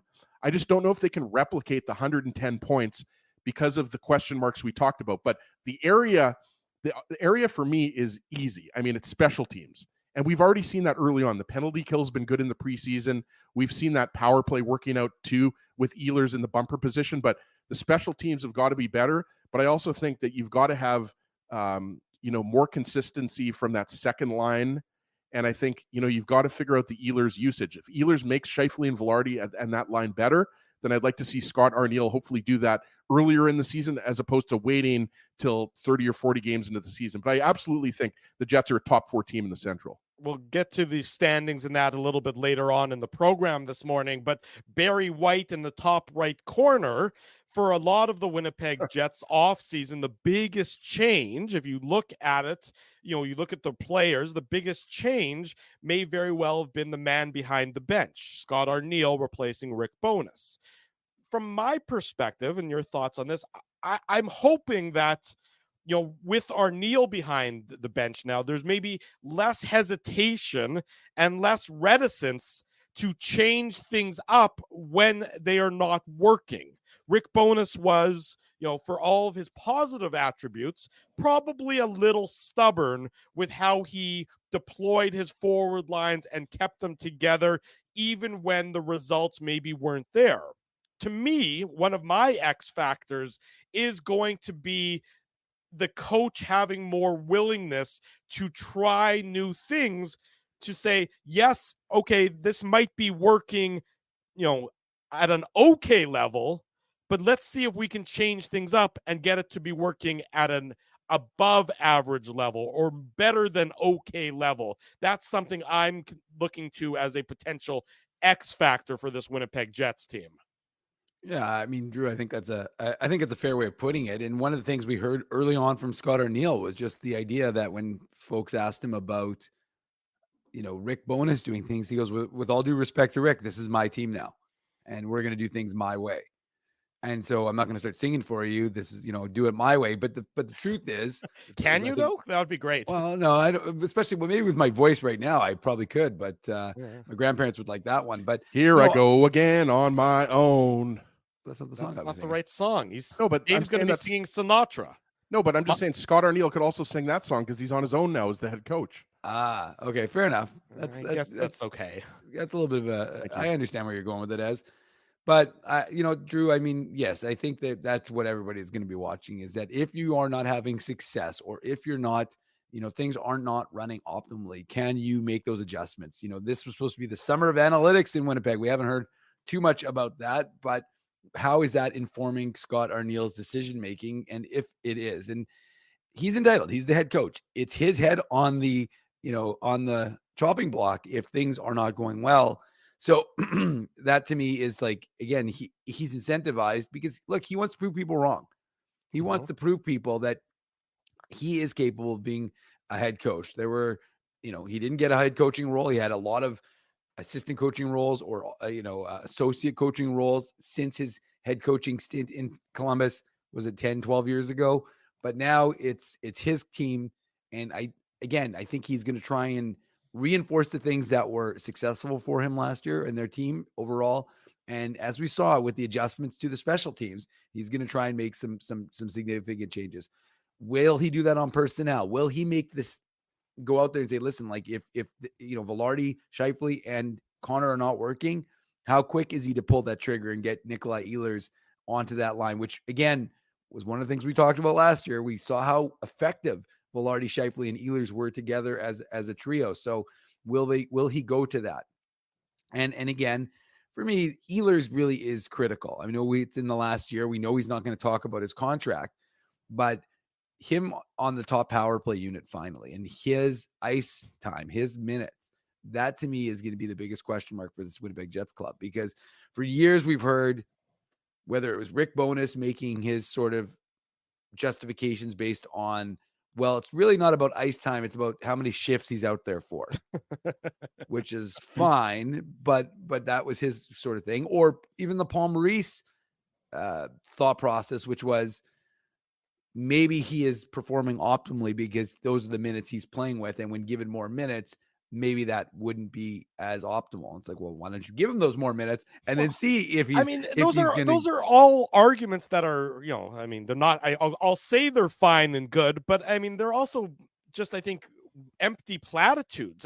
We don't know what Nikolai Ehlers can do with that increased ice time, I think, which is your point. And all these coaches who've been, hesitant to give it to him, they assume that they know the answer, but I'm not sure that they actually do, because it seems hard to believe that giving that kind of player, you're really talking what?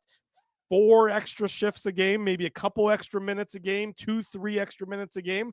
They seem to think that there's all of a sudden going to be this steep drop-off in his performance simply by giving him those minutes when nobody knows for sure. And it seems odd that they haven't even been willing to consider that as an option for so many years. Right. And again, I think that this Jets club, especially because of the pace of the schedule to start, we'll see how much success they have. And if they have success, look, like I said, to me, from listening to Scott Arniel every day, the impression I get is that he really wants to see what Vilardi, Scheifele, and Connor can do as a trio. Once that's established under his watch, maybe under some changes in philosophy, will that perhaps make him see something different in a month's time? That's why it's so hard to evaluate these things, boys, before they actually happen. We don't know what we don't know because the games haven't been played. Mm-hmm. So, like I said, to me, Nikolai Ehlers is going to be an X factor, and also Cole Perfetti, I guess, if we're going to stick, maybe I'm going to stick with that line, because Cole Perfetti really needs to have a big year.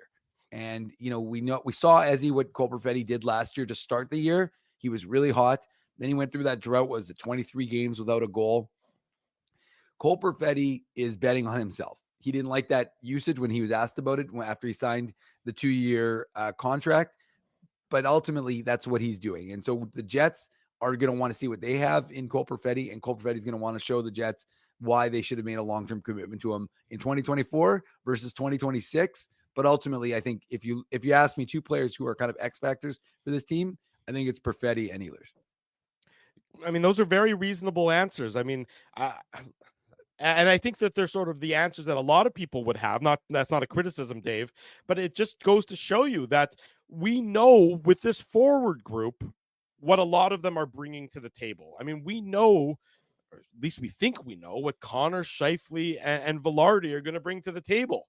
We have a pretty good idea. I don't think any of us would, I think all of us would be surprised if all of a sudden Lowry, Appleton, and Niederreiter, take a significant step back. I think that would be unexpected, given the way they performed last year and the success that they had by and large. And just to clarify, Drew, right? Because what you're saying in step back is not step back in terms of their importance on the team. You're talking about step back in terms of the minutes they get and the offensive numbers they put up. And because their impact. Look, yeah, exactly. Because look, Nino Niederreiter scored 3 goals in the last 2 preseason games. I mean, we know Niederreiter, he's an established NHL player. He's going to get his points on the third line. Lowry and Appleton, they're going to get their points. But the point is, I think what Dave is talking about with Ehlers and Perfetti, who are obviously on the second line now, is the reason why so many people focus on Ehlers, Scheifele, and Vilardi as opposed to Connor, Scheifele, Vilardi is because Ehlers is a play driver. And when you talk about 5-on-5 minutes and his expected goals, Ehlers is a north-south player.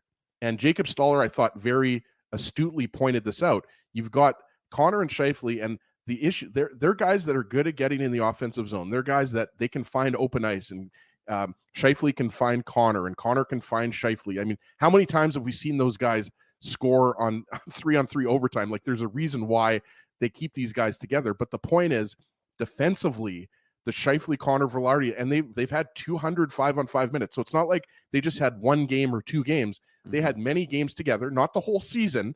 I get it, but I think the point is, it's not just specifically about Ehlers. It's that Ehlers makes that top line better, and it takes pressure off of the second line.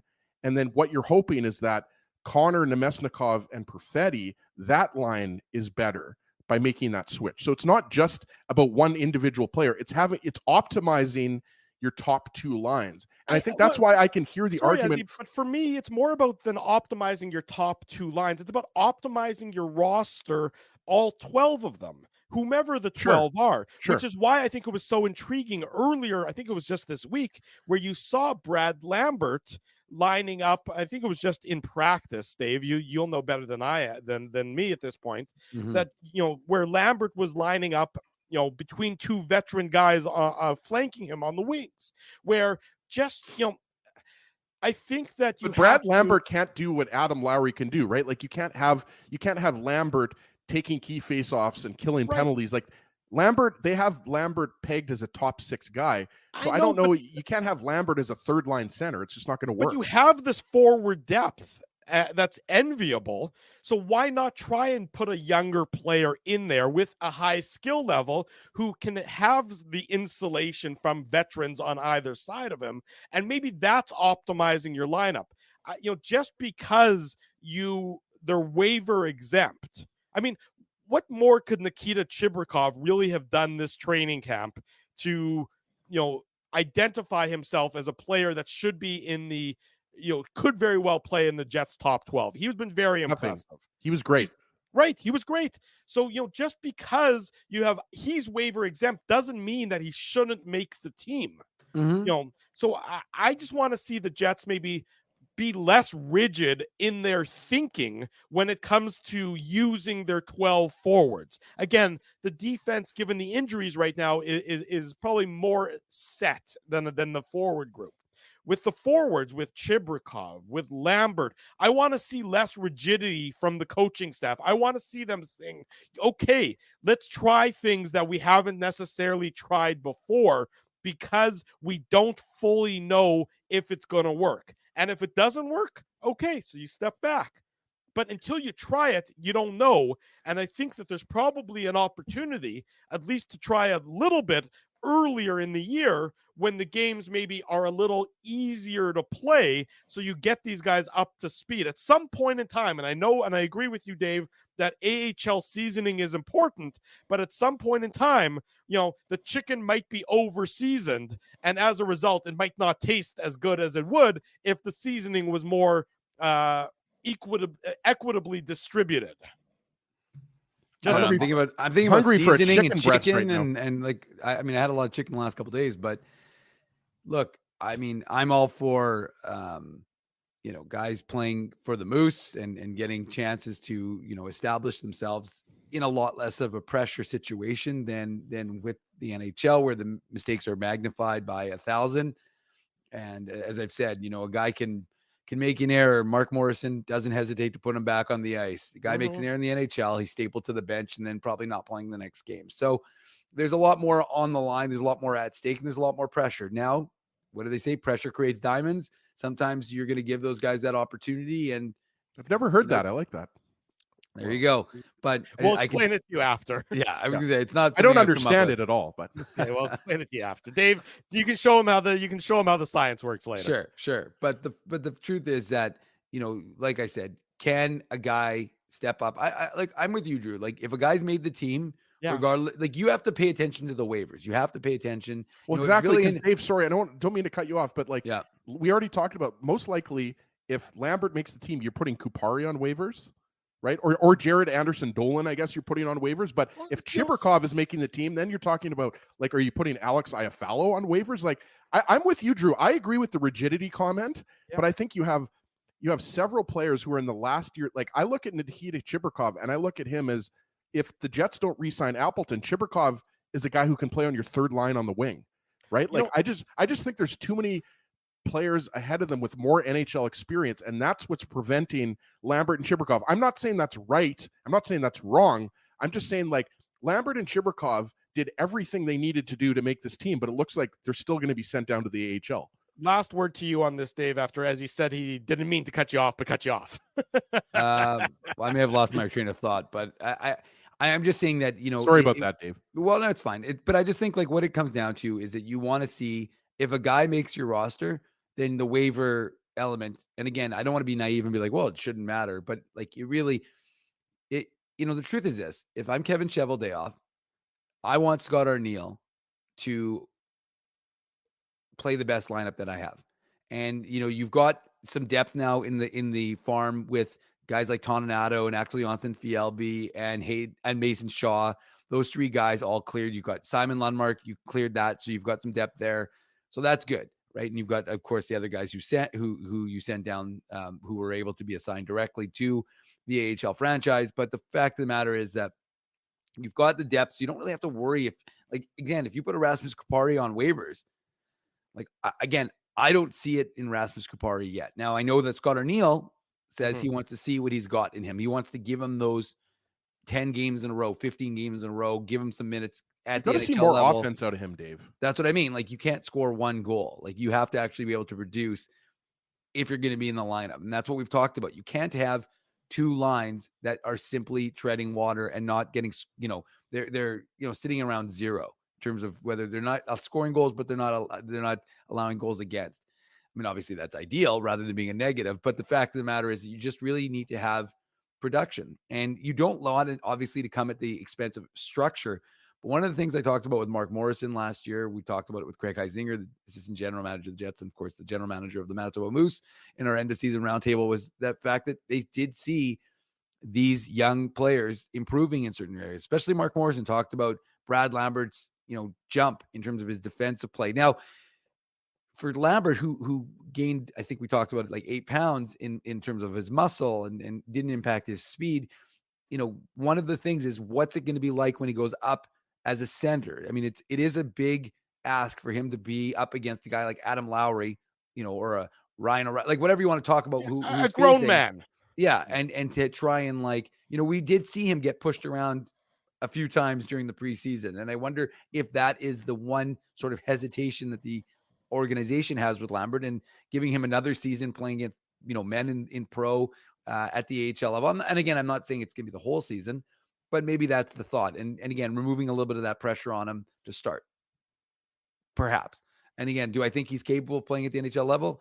I think so. Absolutely. I think we saw what he did last year. Do I think it's going to hurt him and make him take a step back if he has to play in the AHL to some degree? No, because to be honest with you, I was of the opinion that he was going to be spending his time back and forth in the AHL and the NHL this season. But ultimately, like I said, you want the organization to be making the best decisions based on how they're going to win hockey games, not whether this guy's waiver exempt. And I understand that it's business, but again, you've managed to get some guys down to give you that depth.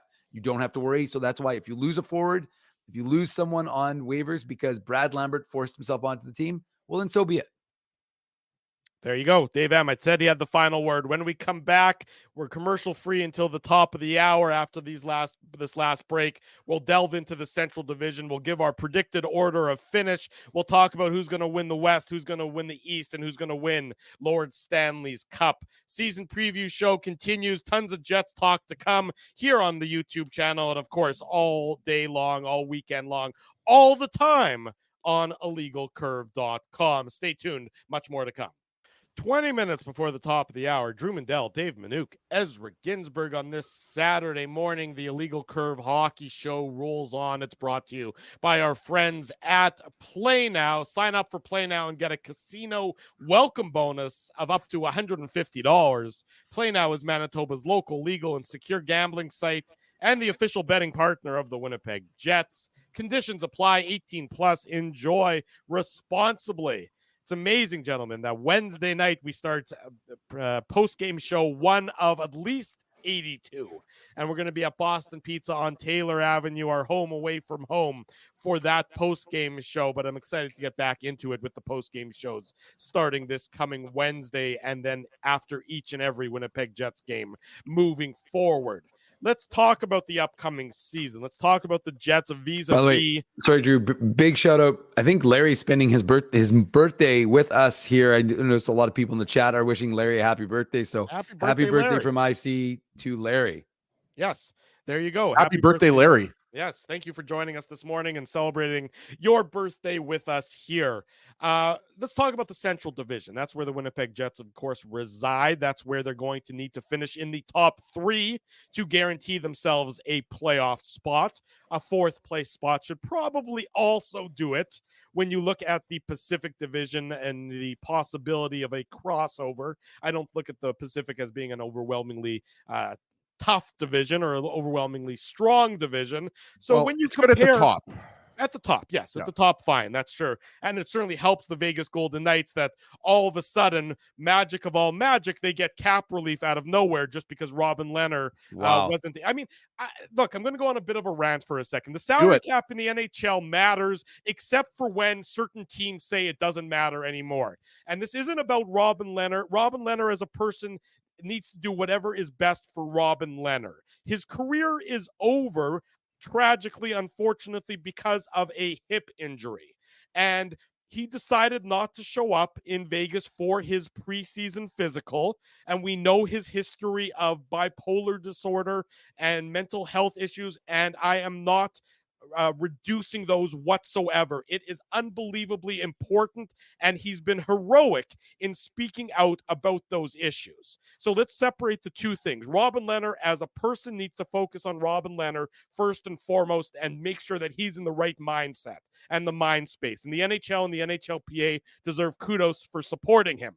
But all of a sudden, because he doesn't show up in Vegas, an agreement is magically reached and his salary cap hit no longer applies to the Vegas Golden Knights. A salary cap hit that was going to put the Golden Knights into LTIR, was not going to see them accrue any salary cap space throughout the course of the season, and thus handcuff their ability to improve their team via the trade market throughout the course of the year.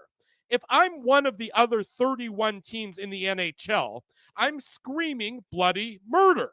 All of a sudden, a team that has been unbelievably aggressive, to their credit, in going out to acquire talent, now gets a free get out of jail space because of some agreement is reached. Are the other 31 teams allowed to do this? It's bull when it happens. It's not the first time it's happened in the NHL. It's amazing. Every other team has to worry about salary cap space, except for certain teams on occasion when some random circumstances apply. It's absolute garbage, and the NHL and the other teams should stand up and say, no, that you cannot use Robin Lehner's circumstances as an excuse for the Vegas Golden Knights to get out of salary cap jail. It's bull is what it is. Amen, Drew. It's been a while since we've seen a Drew cold hard rant. Well, it's just garbage. I just no, don't it is. understand why it's the other fair. teams don't say something about it. Right. That's my point about it, is why the other teams are just sitting back, at least publicly, saying, oh, okay, it's fine. Vegas is now going to go pick our bones come trade deadline and acquire Thomas Hertl again or some other equivalent. Exactly. Thereof. Who's gonna be this year's Thomas Hertl, right? Like, it was ridiculous. And remember, Bob McKenzie broke that with like 20 minutes left in the trade deadline. You remember that, guys? So yes, if we can transition from that, though, to the Central Division, I think blood pressure is skyrocketing. Absolutely. I think the Central Division is going to be absolutely fascinating this year because of the additions Nashville made, because of the additions Utah made, Chicago. Like, we're obviously going to see the Chicago Blackhawks for the Jets home opener. Yeah. But I think that Hawks team, what did they have? 52 points last year, 53 points last year. I mean, they're going to have more points than this year, guys. Like, when you go out and you acquire guys like Tyler Bertuzzi and bring back Teuvo Teravainen, and they brought in TJ Brody and Alec Martinez on the back end. You've brought in Laurent Brossoit, who I think, Dave, I saw that he was dealing with something. I'm not sure if he's been. He had to have surgery. Yeah, he had surgery early in training camp. Yeah, so I'm not sure how long he's going to be out. Luckily, they have Peter Mrazek there, who's the number one goalie right now. But obviously, they didn't bring in Brossoit to be a backup to Peter Mrazek. But the point is, the Central Division and Chicago included are going to be better this year. And it was a very good division last year, right? With the Jets, the Avalanche, and the Stars battling for first, right? So, I mean, I think it's really tough to predict the order. I mean, we're going to get into it, or I don't know if you want the predictions now, Drew, but sure. Give me your order. Give me your order, because I want to hear Dave's, and then I want to get everything in. Yeah, sure. I mean, I still have Dallas number one. Big shocker. We had Mike McIntyre on about half an hour, 40 minutes ago. He picked Dallas, like 113 points last year, guys. And I mean, it's essentially the same team as last year. There's no reason why I wouldn't pick Dallas. I don't think they're going to run away with the division. Like, I don't think they're going to win the division by 10 points or 15 points, but I'm still going to be going Dallas 1, Colorado 2. I want to go Nashville 1 or 2, but I'm going to go with Nashville 3. I wouldn't be surprised if Nashville wins the division or finishes second, but I have the Jets finishing 4th, and I also think they're going to be a wild card team this year. I have them kind of in the high 90s, low 100s, and that's not a bad thing. I just don't think the Jets are going to replicate 110 points as they did last year. I just don't see them going on that same run. Obviously, Hellebuck's going to have another phenomenal year. That's all he does. I just think with the increased the improvements, I should say, in the Central Division, like I already talked about, I think that it's going to be tough for the Jets to replicate that. So I have them finishing 4th in the wild card, and then I think Utah is going to finish 5th, and I think they're going to give the Jets a run for their money for that last wild card spot. Yeah, Utah to me is really the team to keep an eye on. I mean, I think that they're obviously improved on the ice. They've made some acquisitions that are improving the team itself, but I think there's also going to be a significant boost from just getting out from underneath the amateur hour that was their circumstances in Arizona. It's hard to win when that your ownership group is just an utter tire fire, and you're playing in a college arena, and your dressing room is minor league. I think just the transition to a professionally run organization, albeit one that has some obstructed seats for the time being in Salt Lake City, but I just think that is going to be such a boost to them that I think that they also very well might be a playoff team, Ezzy. So I'm with you on Utah being a really not the walkover team that they've been for so many years when they were the Arizona Coyotes, Dave. Yeah, and look, for me, Nashville is an interesting team, but they're an older team too, so I wonder about health for Nashville, and that to me is something they're going to have to really focus on because you lose. I mean, let's be realistic, guys. These are a lot of the guys that are on their team are older, right? They have some good youth, as we've seen. They have a lot of the guys who've come up through the Milwaukee Admirals in the AHL and really had an impact. Luke Evangelista. Yeah, there's so many guys that, you know, that have gone through Milwaukee and now play for Nashville, or I guess other organizations, but ultimately they've got some good young talent. But, you know, like I said, to me, that Nashville is definitely an improved team, and Dallas, I think, you know, Mike said it. I agree with him. They are the class of the NHL still, and the Central, sorry. And yeah, like Colorado in that second spot. I've got Nashville in the third, and I've got Winnipeg in the fourth. And like you guys, I'm not trying to just be, you know, taking the easy way out, but I do think that Utah has improved. And I think that there's going to be a general excitement around that hockey club that there hasn't been in a few years because of the ownership group, that the stability there, and the plans and the excitement for hockey in that state. So I think there's going to be, they'll have and they have a young and up and coming team, right? Ezzy, they've got like a 4,000 draft picks. I yes, just to be clear, that is some hyperbole. I just want to make, unlike last week when I said 10 years for the last Jets hat trick, and Doug got mad at me because it had only been 5. But so I'm just being clear that I'm saying it's a bit of an exaggeration. I told you he keeps receipts, folks. He keeps receipts like nobody I know. I remember. But anyway, so yeah, I think Utah is the team to watch out. Like, I don't think St. Louis is going to be anything. I don't think Minnesota is going to be anything, with all due respect to the Flower having his final season in the NHL. And Chicago, I mean, sure, they've made some moves, but I'm not particularly impressed. They don't impress me much, as Shania Titwain would say. And I think they've covered the rest of the teams in the Central. So to me, really, it's a Winnipeg Utah thing, and we'll see how that goes for both those clubs. Just want to say one thing quickly about Utah. I mean, when people think of Utah, they often think of Clayton Keller, who had, 75, 80 points last year, and they think of Nick Schmaltz. Obviously, Logan Cooley, for those who are into playoff pools, I'm not going to say take him in the first round or anything like that, but he had a very underrated rookie year last year, 20 goals, 44 points. Logan Cooley, I think, is primed for even more of a breakout season. So all I'm going to say is Cooley is a guy that, as their second line center, if you're in a hockey pool, maybe pick him up late in your pool. Well, and I look at the Pacific Division, and I think the Edmonton Oilers are clearly the class of the division. And to me, they're probably they're. I mean, I'll spoiler alert. I think the Oilers win the cup this year. Is what I think.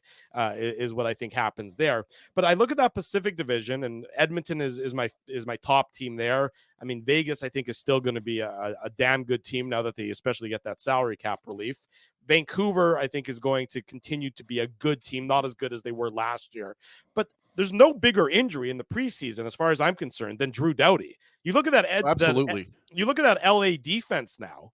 I mean, LA, which was a playoff team last year, that team is not very good anymore. You look at that back end for the Los Angeles Kings without Drew Doughty, and I don't see the Kings, being able to withstand that injury. So I think that potentially opens up another spot, or makes it such that the Pacific Division is only going to be a 3-team playoff division.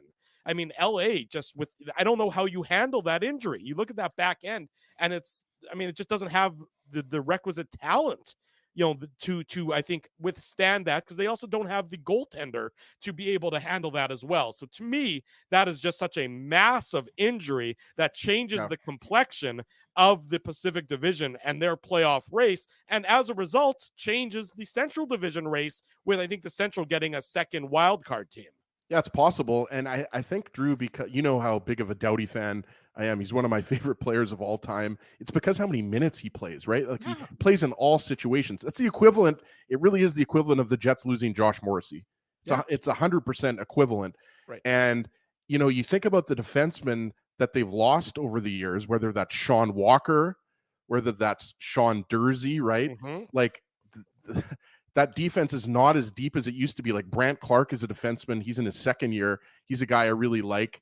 And they've obviously got Gavrikov there still on the left side. But, you're asking a lot out of Mikey Anderson. You're asking a lot out of Jordan Spence, right? So I agree with you. Like, right now, I think I didn't have LA in the playoffs with Doughty in the lineup, to be honest with you. But, and I mean, remember, think about last year, guys, with Cam Talbot and David Riddick.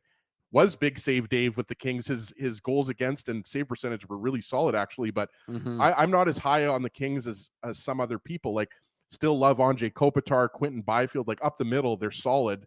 But yes, Drew, you're absolutely right. That Doughty injury is completely devastating to their early season fortunes and possibly playoff fortunes, right? So I think you got two Canadian teams at the top of that division all day long. I see Edmonton and Vancouver are going to be duking it out for first in that division. And my maybe hot take or my surprise team that I'm finishing to finish third is the Kraken. Yeah, well, I was going to say the Kraken, who obviously had that successful year a couple years ago, and then were just really pretty terrible last year. They still sort of have, a decent amount of forward depth. I mean, Seattle is the team, I think, out of the Pacific that could potentially surprise. Is probably the fourth best team in the Pacific Division. Now, whether or not that translates into a playoff spot or not, will depend on, I think, largely what happens, to some extent in the Central Division. Those acquisitions, Drew, Chandler Stevenson, they overpaid for him, but yes, they did. You're right. Yep. And often, I mean, we say that all the time in free agency.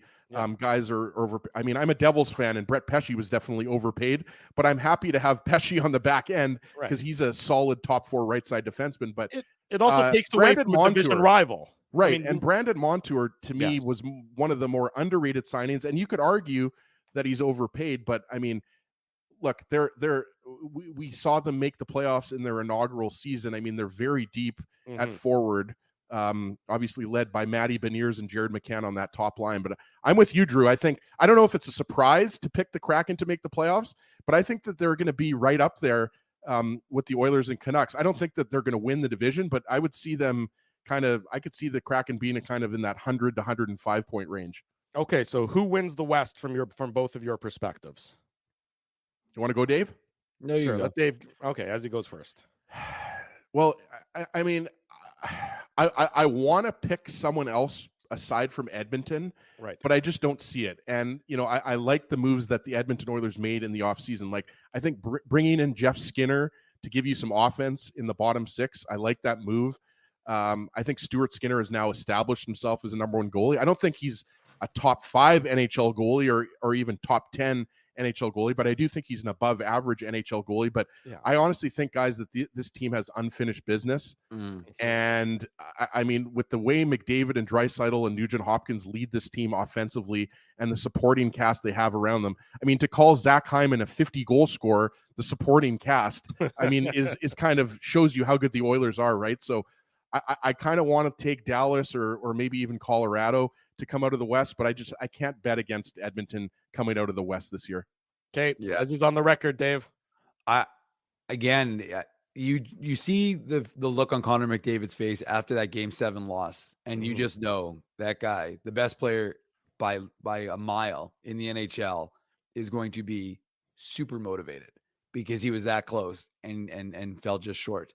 And folks can not like the Edmonton Oilers all they want, but when you've got the best player in the world, for years it was Sidney Crosby willing his team to victory. And I got to tell you, like with the supporting cast he has, and yes, defensively they're not the strongest team, but I think with the forwards that they've got and having that experience of getting almost to the top of the mountain, I think that this is the year that I think they'll repeat for sure. I think as the Western Conference champs.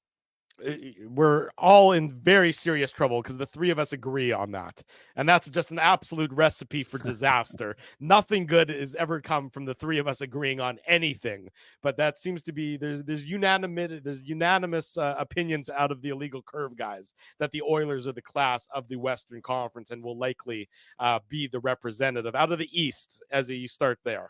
Yeah, I mean, we had Mike McIntyre on, an hour and 15 minutes ago, and we were talking about his Devils prediction. Look, there's nothing more in the world that I want to do than pick the Devils to get to the Eastern Conference Final. I mean, I still think that the Rangers are going to be the top team in the Metro Division, so I'm going to not take the Devils, even though I really want to. But look, I've picked this team many times before to go to the Stanley Cup Final and even win it, so I'm going to go with them again this year. I'm going with the Carolina Hurricanes. So I guess we're going with a rematch of the 2006 Stanley Cup Final, but realize the Carolina Hurricanes ran into the New York Rangers last year in the playoffs. So that's going to be the hurdle that they have to overcome. But I just still look at this roster, and from top to bottom, like obviously Seth Jarvis just signed the big contract But on defense, love the Sean Walker acquisition. And obviously, you know, in goal, it's not, you know, the two goalies that you'd say are the top goalies in the league, but Freddie Anderson and Kochetkov give them really solid goaltending. But it's the defense, it's the way that they're coached. I'm a big Sebastian Aho fan, obviously. But for me, it's the Hurricanes. I think they're going to be the team that comes out of the Eastern Conference, and I'm not going to say who I'm going to pick to win the Stanley Cup yet, but yeah, I'm very high on the Hurricanes as usual, and I feel like, you know, I've picked them now 3 or 4 times to go to the Stanley Cup final, so they've got to do it eventually, right? You'd think so. Dave, out of the East? Well, if Ezzy's going to leave me the Devils, I will take the Devils. Really? Well, their big thing was goaltending, and they finally got the goaltending. I mean, Jacob Markstrom made one of the nicest saves of the year. Easy for me to say. There's only been one game at that point. Yesterday, but or the other day. I think Markstrom is might be the difference maker. And of course, you know, they're going to need guys to stay healthy, but I like the Devils. They've been a young and up and coming team for a lot of years. And I think this is their, you know, they haven't done it yet, obviously in the playoffs. So that'll be the big question mark.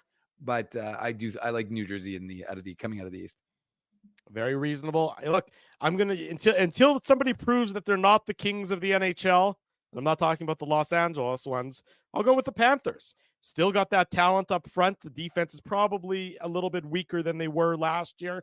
Got Bobrovsky in that. You know, why not see a rematch of last year's epic 7-game Stanley Cup final? That's where I'll go from my perspective. Shades of the Red Wings. What was it? The Pittsburgh. Red Wings and Pittsburgh. Yeah, 08 and 09. There you go. All those years ago.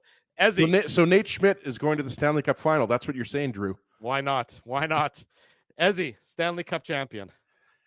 I'm going to take the Edmonton Oilers. I mean, the Oilers were so close to winning the Stanley Cup. And yes, I am saying that a Canadian team is going to win the Stanley Cup for the first time since the Montreal Canadiens, led by Eric Desjardins, won the Stanley Cup in 1993. Obviously not led by Eric Desjardins, but he was on the back end for that team. But I'm taking the Oilers, like Dave just touched on it. I mean, look, they were a goal away from sending that Game 7 to overtime, right?